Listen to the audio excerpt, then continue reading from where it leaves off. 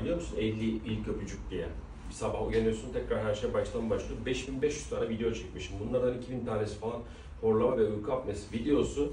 Ve bunların 1800 tanesinde horlama sadece burunla alakalı değildir cümlesini kurmuşum. Bir kez daha kuruyorum.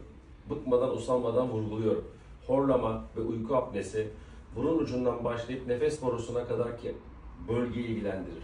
Bir insanda horlama varsa, uyku apnesi varsa bu durum burun ama daha çok geniş, küçük değil, yumuşak damak, büyük değil, bademcikler bölgesi, dil kökü, morfolojik yapısı, çene yapısı, boyun ve gıdık mesafesi body mass index ile alakalıdır.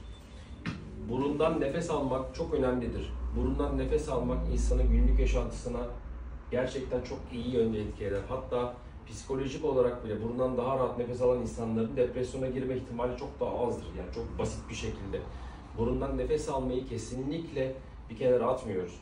Ama gece özellikle yaşanan horlamanın temel nedeni aslında daha çok orofaringiyal ve dil köküne doğru oluşan bölgedir.